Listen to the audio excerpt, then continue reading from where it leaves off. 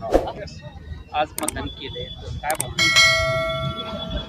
राज्याचे मुख्यमंत्री आदरणीय फडणवीस साहेब आणि जिल्ह्याचे पालकमंत्री आदरणीय गोरे साहेब यांच्या आदेशानुसार आम्ही सर्वांनी अनगर नगरपंचायतचे सर्व सदस्य, जिल्हा परिषद सदस्य, आपले सदस्य यांनी सर्वांनी त्याप्रमाणे मतदान केलेलं आहे आणि विजय या ठिकाणी निश्चितच भारतीय जनता पक्षाचा होणार.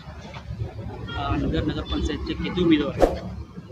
नगरसेवक अनगर नगरपंचायतचे भारतीय जनता पार्टीचे 20 नगराध्यक्ष आणि नगरसेवक आहेत आणि ते सर्वांनी येऊन इथं आज त्यांचं मतदान त्या ठिकाणी बजावलेलं आहे.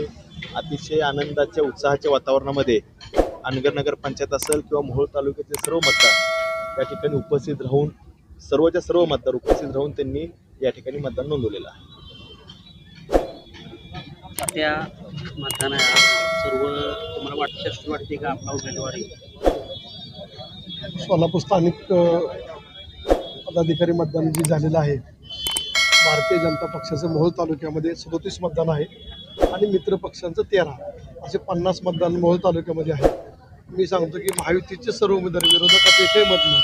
त्यामुळे आपल्याला सांगतो भारतीय जनता पक्षाचे उमेदवार राजाभाऊ राऊत यांना महाराष्ट्र राज्याचे मुख्यमंत्री फडणवीस साहेब आणि गोरे साहेब आणि आमचे माजी आमदार राजनजी पाटील मालक यांना मानणारे सर्वजण मतदार आहेत. त्याच्यामुळे एकही मतदान इकडे होणार नाही आणि महायुतीचे मतदान सुद्धा 100% मिळण्याची शक्यता आहे. त्यामुळे 50च्या 50 मतदान हे भारतीय जनता पक्षाचे उमेदवार होईल. असंही म्हटलं जातंय की जरांगे पाटील यांना ज्यावेळेस ते राऊतने विरोध केला त्याच्यामुळं छुपी शक्ती काहीतरी करू शकते. नाही, मोहोळमध्ये तसं काय प्रकार नाही, छुपी शक्ती नाही ना, काय नाही. जे काय आहे ते पारदर्शकपणे या ठिकाणी येऊन मतदान केलेलं आहे. माझ्या माहितीप्रमाणे आमच्या पक्षामध्ये तर एकही मतदान कमी जास्त होणार नाही. तुम्हाला काय वाटतं? नाही, असं काही कुठंच घडलेलं नाही. जरांगे पाटील साहेबांनी काय विरोध झाला किंवा काय झाला ह्याचा आणि ह्या इलेक्शनचा कोणताही फरक नाही.